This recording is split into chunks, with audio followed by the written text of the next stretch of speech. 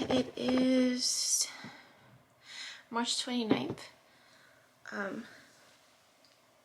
just I had to cut the meditation short because it was just a lot. It was a lot that was coming through, and I just like it. I didn't feel like I got an opportunity to like process all of it, and I had to stop. And I'm just like, God, that's a lot. Like, that's a lot. I don't even know what it is. Sorry, it's cold, so I just put my shawl over me. But I just put meditation music on. I was just asking God, like, okay, God, like, what do I need to know? What do you want to show me?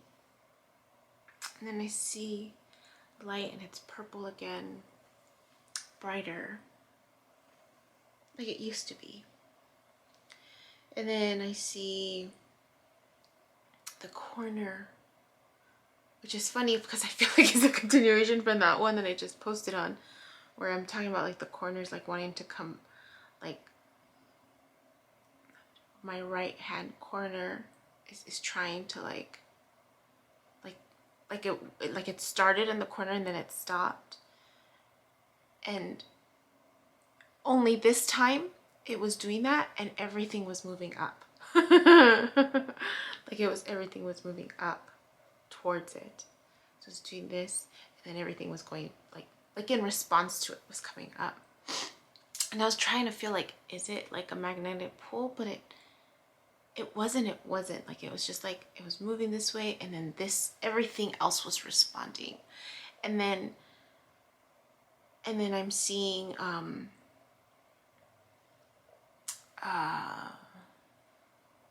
not like earlier this morning or when I was going to bed where it felt like it was like combining almost. This time it was like there was a lot of movement, and then it split, and it was like filling up almost. So it was like doing this. So it wasn't so much where it was like connecting at the base and kind of going like this. It was like doing yeah, it was just doing this, like it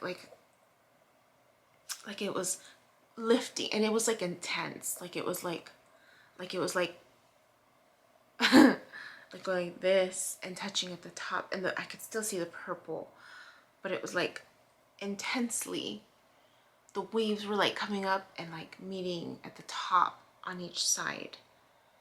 And it was like, I mean, it was set like two, like just doing this, and then it shifted and it started doing the movement again, like the waves were just like intense, and then it would shift a little bit in terms of like how it would do it, like it was in response to one another, then it do this again, and then it started like lifting up, like it was just a lot. And then there was the cycle.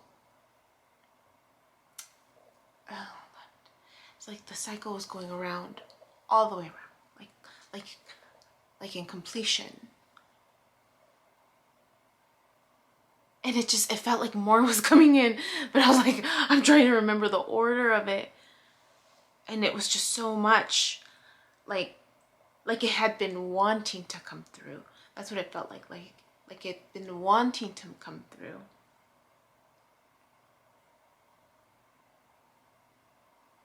And I cut it short. Because I was trying to keep track of it. So I'm gonna pause this video now and go back and see if there's more or not. I didn't see any images. It was literally just the shadows and the waves and the purple light. I don't know what that means. Aside from that feeling that I had, that it was like things just wanting to flow now or come through. Yeah. Okay. That was it. If there's more, I'll maybe just do the whole adding to it.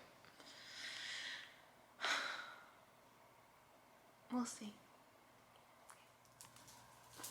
Hi. It's still Monday, March 29th. I just wanted to follow up because I went to visit family, and I don't want to forget this information. I was left thinking, right, about parts of my childhood that I'm trying to like piece back together. And so I asked my mom. I asked her because I remembered that memory of putting on a performance for the adults in our lives with my siblings and my cousin, and just wanting to know if it was really a memory or if it was just, you know, just my imagination, you know. And she was taken aback by it, and she's like, I completely forgot about that. She's like, yeah, you guys did. And I remember asking her, what shifted? Like, why did I stop my creativity? Like, what stopped me? And she said, I don't know. And then she said, you wanted to become a writer. And I was trying to think back. I'm like, I don't remember. I remember wanting to become a cartoon artist for Disney. That was my first real wish. And I remember wanting to do that. And I do remember self-doubt sitting in and kind of like, oh, I'm not that good. I'm not that good. And then with my mom saying, you wanted to be a writer. And I was like, really? And that, I remember when she said it, it triggered in me. I'm like, that's right, I did. I remember now. And that's why I had started journaling. And I think I remember being inspired by Laura Ingalls Wilder. The Little House on the Prairie books. I think they were, my aunt would send me books. I'd be inspired. And my mom said that I wrote a book. I was like, what? She's like, you wrote a book. She's like, you wanted to do children's books. And she said, you did one. I was like, when did I do it? She's like, and you were looking for a publisher. And I was like, I have no idea. Like, I have no recollection of that. And she said, yeah, you were looking for a publisher, and you told me you wanted to be a writer, and that for whatever reason you wanted to go to New York. That was the only way you'd be able to become a writer. I was like, really? She's like, yeah, and I told you, do it, go. And if it doesn't work out, come back. And I'm like, what held me back? What held me back?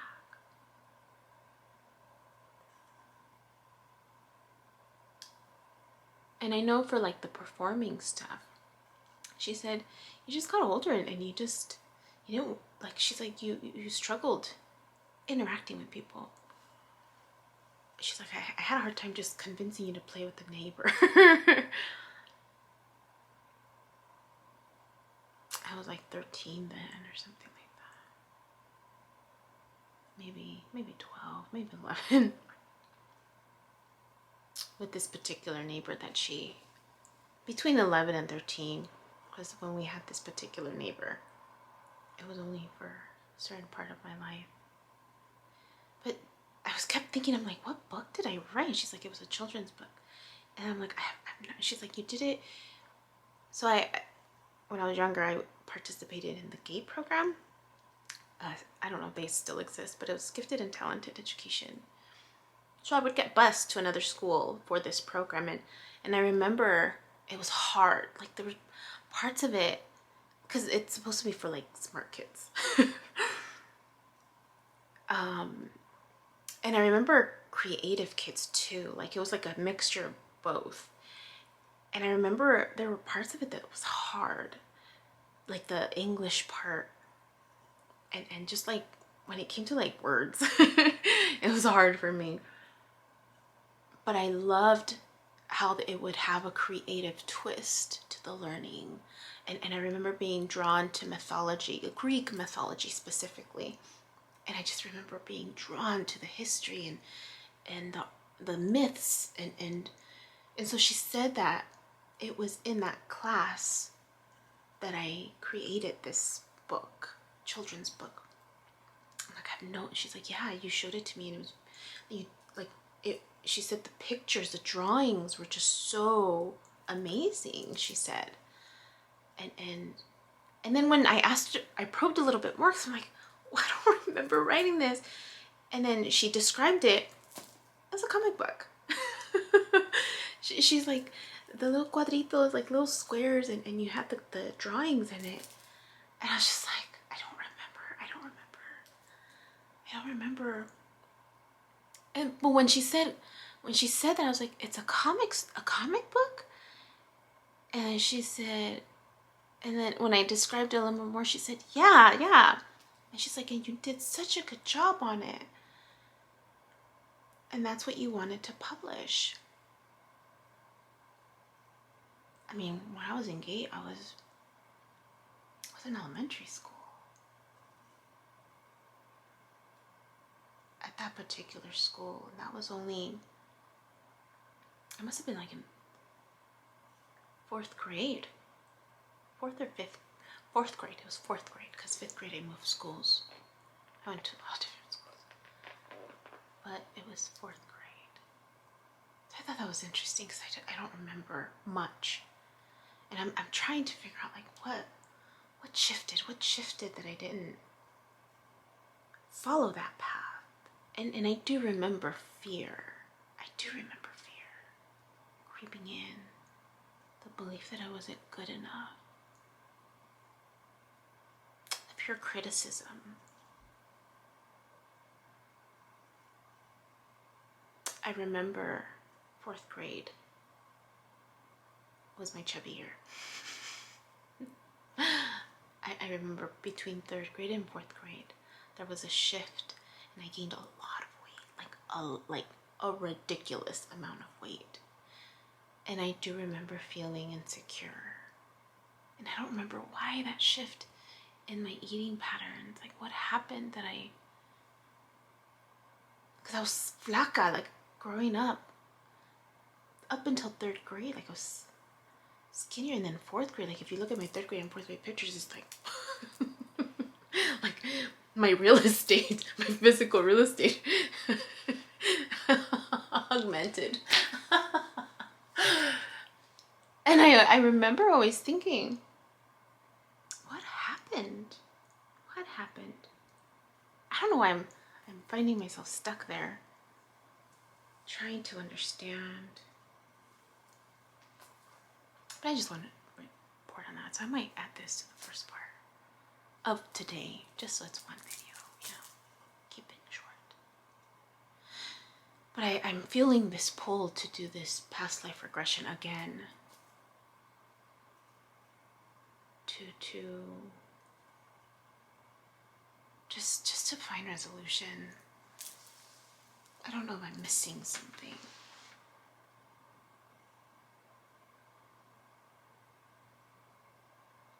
And the reason why I want to get down to the bottom of it, because I want to be able to succeed in what I'm doing with Miss Hannah. I want to feel confident when I'm interacting with other people. And it's a challenge for me. It's a struggle for me. Maybe I should ask her if she always felt confident, and what shifted for her to rise above that, and create a name for herself.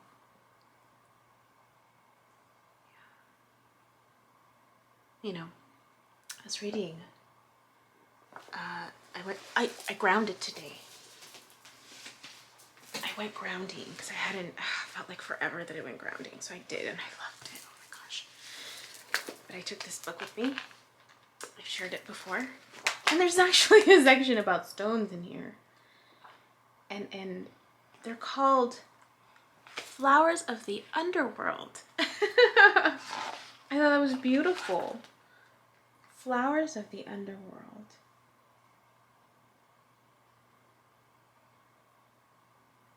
Gemstones share many of the qualities of the flower and express similar functions, except the short-lived flower is exchanged for the immortality of the jewel. Flowers of the Underworld. Wow.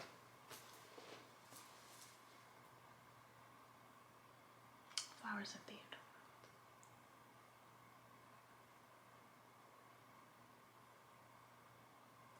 I wonder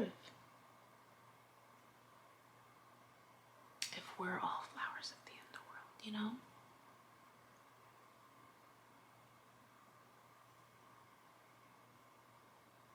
Like once you work through